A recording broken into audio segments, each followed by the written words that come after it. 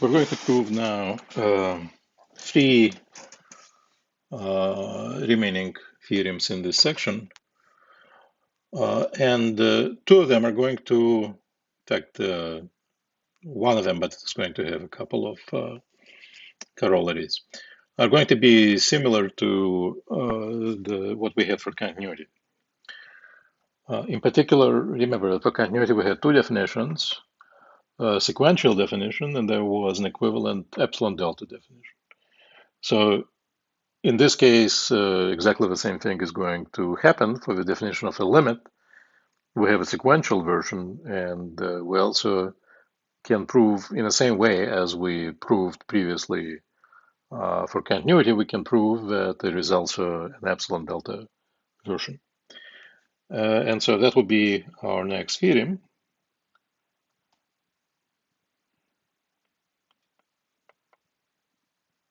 Suppose, in fact, not suppose, limit x goes to as of f of x is equal to L, the sequential definition, is equivalent to the following. For any epsilon greater than 0, there exists a delta greater than 0, such that if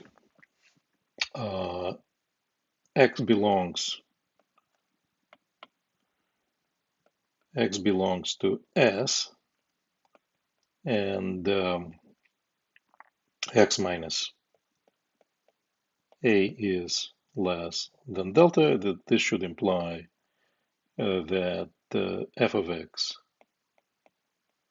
minus the limit that this quantity is less than epsilon. And as I said, the proof will be exactly the same as a proof that we use for continuity. So first of all, let's prove it in this direction.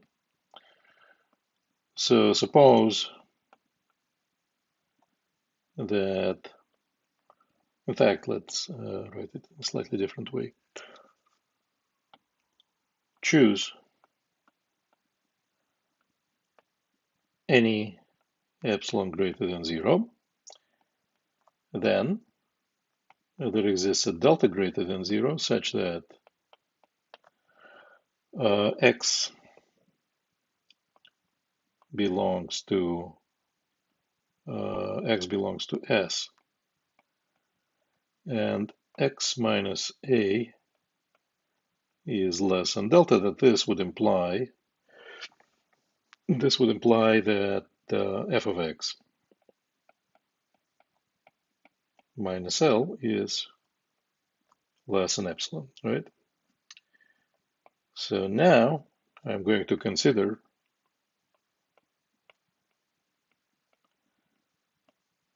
any sequence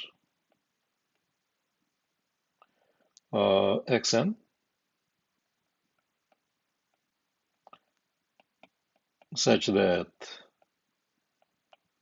xn is contained inside S and the limit n goes to infinity of xn is equal to a, right? Okay, so from the fact that the limit of xn is equal to a, I can conclude that there exists a capital N in R such that if n is bigger than capital N, then, so let me just rephrase this. If n is bigger than capital N, then xn minus a, typically we say less than epsilon, but in this case I'm going to choose capital N so that xn minus a is less than delta. Is less than delta that I selected in the first part of the proof. Okay, but then if xn minus a is less than delta, and I know that xn was chosen to be in S, so then from here from the first part, I know that f of xn minus L would be less than epsilon, which means that for any epsilon, right, at the end of a day, I can find capital N such that if n is bigger than capital N, then f of xn minus L is less than epsilon. So this again, if n is bigger than capital N. And so that just means that the definition of the limit of the sequence f of xn is satisfied, and this limit is equal to L. So limit as n goes to infinity of f of xn is L. And so that means that I proved the first part of my statement, right? So if epsilon delta definition holds of a limit, then sequential definition of a limit is going to work. And then going forward, again, using the same idea as before. So suppose that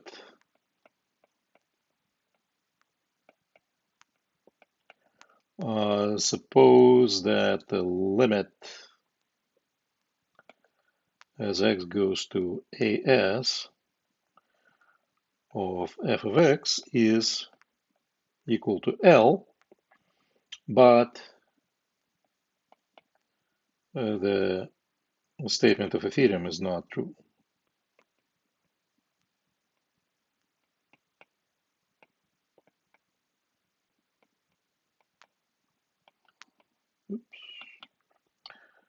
Is false. Now, what does it mean that it's false? It means that there is no epsilon delta definition. So what was epsilon delta definition? For every epsilon, there exists a delta. So the opposite of that is there exists an epsilon greater than 0, such that for every delta, the statement is going to be false, such that for every delta, if, or not if, there exists for every delta, there exists an x delta such that x delta minus a, and by the way, x delta must exist in S, right, because we're working in a set S. X delta minus a is less than delta, and f of x delta minus L is greater or equal than epsilon. Right, so that is a contrapositive of what is stated in the theory. Okay, so if that is true, now I'm going to consider, because the statement is valid for all deltas, I'm going to consider the special choice of deltas. So consider only delta n equal to 1 over n, where n is a natural number. Right, so then what have I got? Then I can just restate what I have written here, but for those particular deltas.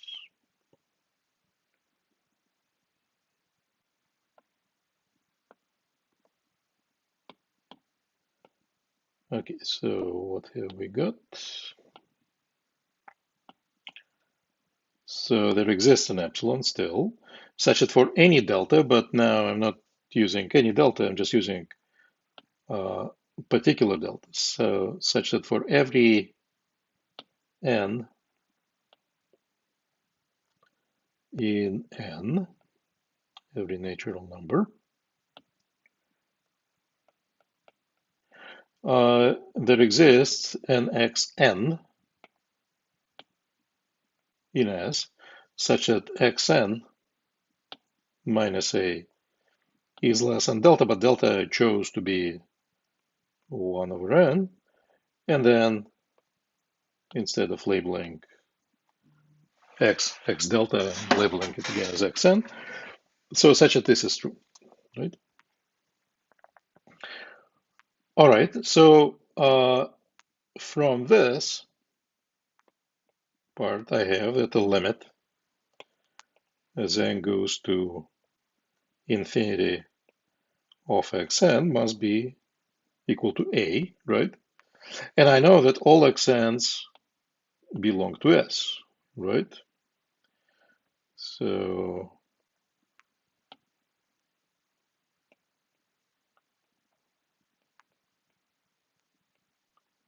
xn is a subset of S. So then by our assumptions,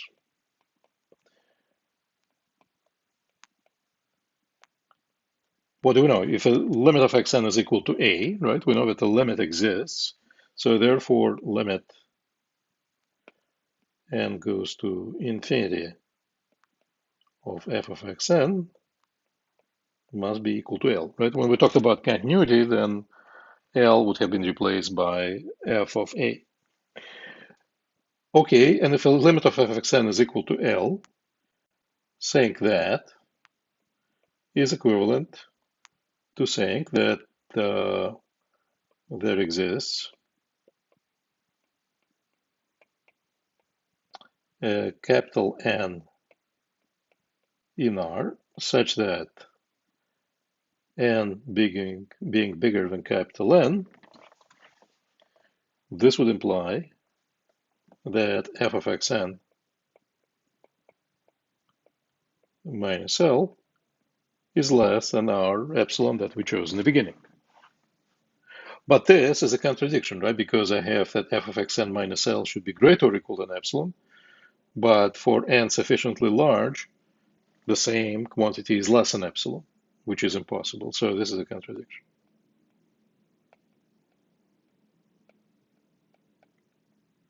And therefore, the statement that I assume to be false in the beginning cannot be false. So it must be true. So that proves this theorem. Uh, and from it, I'm not going to write it down here, but take a look in the book.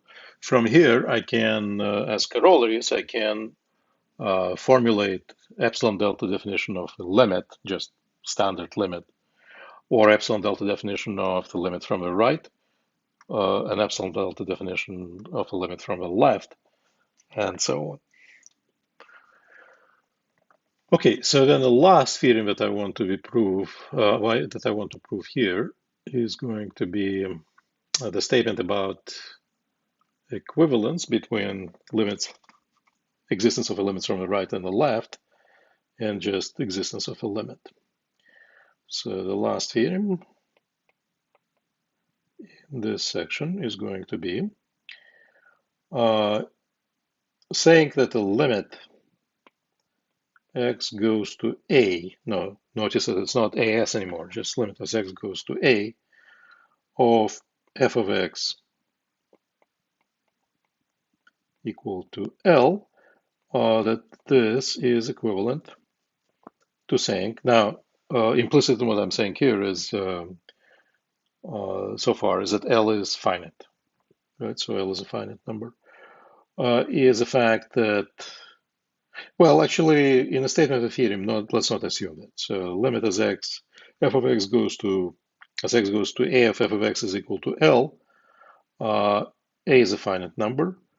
This is equivalent to saying that the limit x goes to a minus from the left of f of x is equal to the limit x goes to a plus from the right of f of x, and both are equal to the same number L. So you can prove it in a case when L is equal to plus or minus infinity. I'm not going to do that here, but I'll encourage you to think about how you'll modify this theorem for L being unbounded. But let's suppose that L is a finite number. So proof.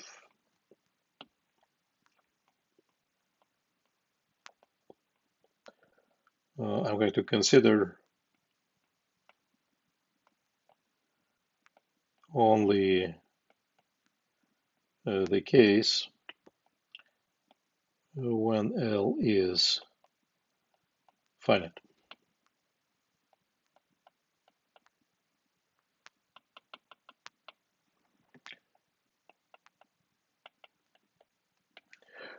And by the way, in my epsilon delta definition, again, I also have to require that L is a finite number, right? Because if L is infinity, then epsilon delta definition is not going to make any sense because I can't have f of x minus infinity less than epsilon. Okay, I'm considering the case when L is finite. So now let's go forward first.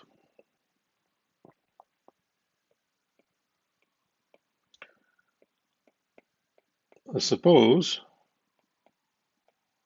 that the limit x goes to a of f of x is equal to L, right? Then what does that mean? So then for any epsilon greater than 0, there is a capital delta greater than 0 such that um,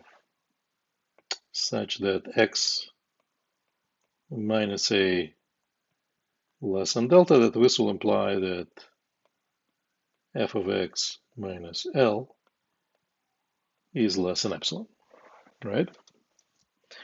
So in this case, S actually is any interval that contains capital S, which I'm not writing here, right? Implicitly, it's an interval which contains A in its interior.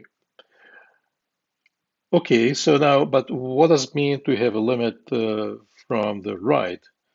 If I want to take a limit from the right, then what I want is I want the same constraint, x minus a less than delta, but I want x to be greater than a, right? So let's consider the limit from the right.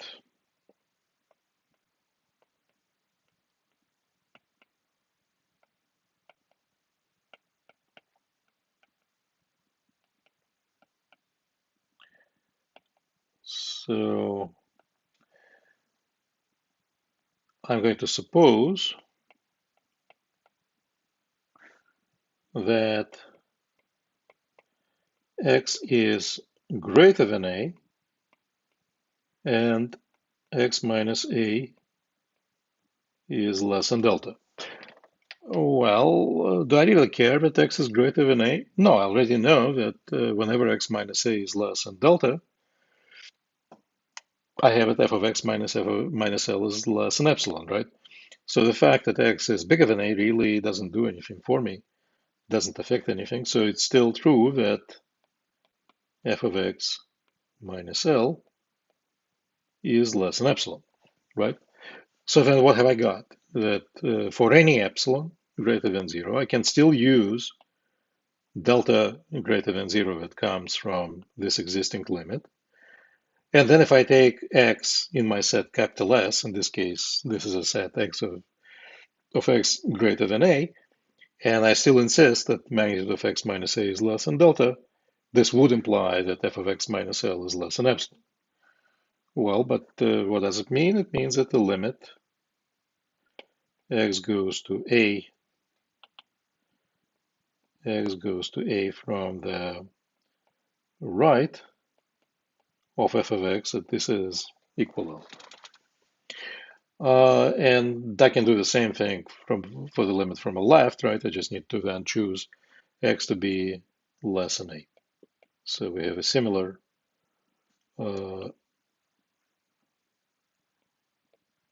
thing for limit x goes to a minus,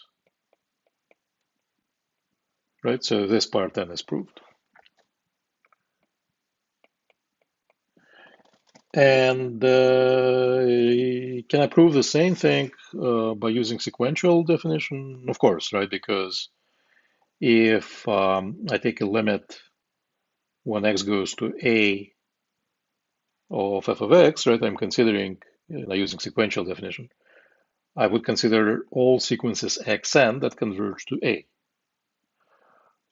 Well, but then any sequence which goes to a from a right is still a sequence that goes to a.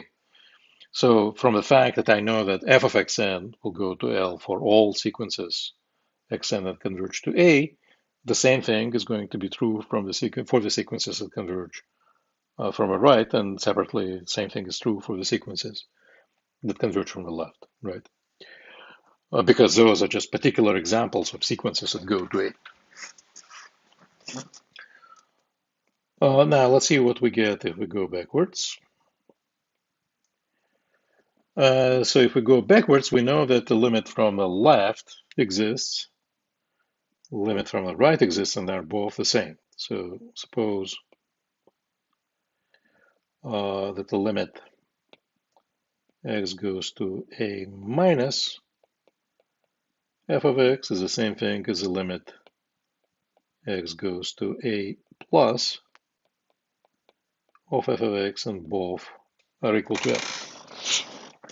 So this tells me that if I think about sequential definition of the limits, if I have a sequence of xn that go to a from the right, stuff works.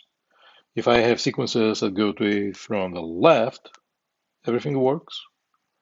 And then I only need to establish the same property for sequences that sometimes can be on the right, some terms are on the right, some terms are on the left. So if I use sequential definition, then I'll have to somehow separate my sequence into two sequence from the right, sequence from the left. That's fairly cumbersome. So epsilon delta definition works much better in this case. And let's do that.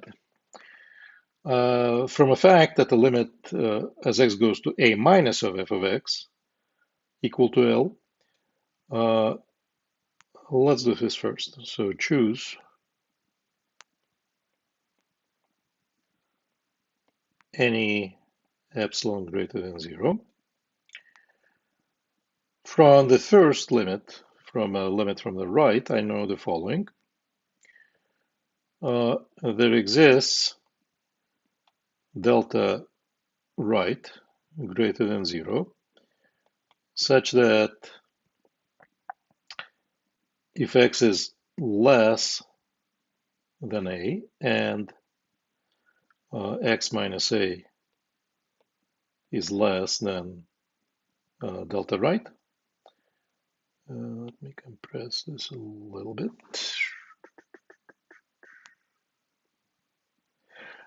Then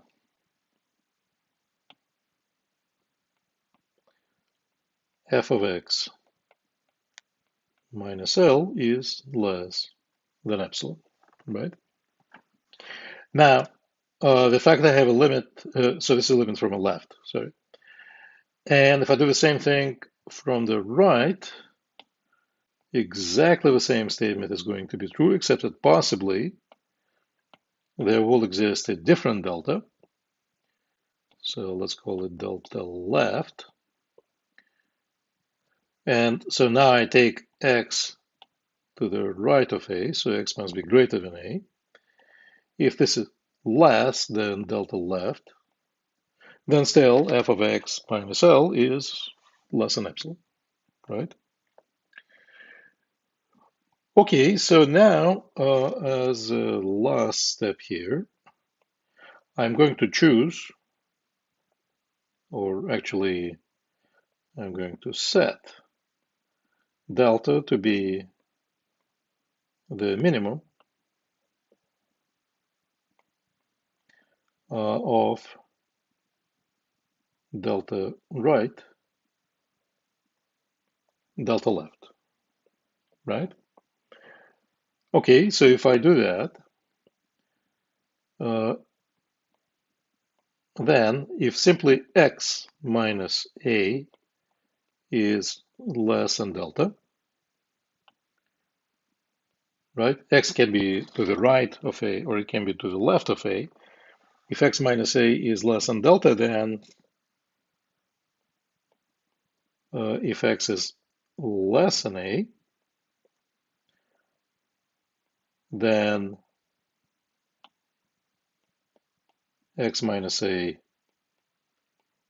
is less than delta, well, sorry, I using this as R and L in the wrong places. So then x minus a is less than delta R, right?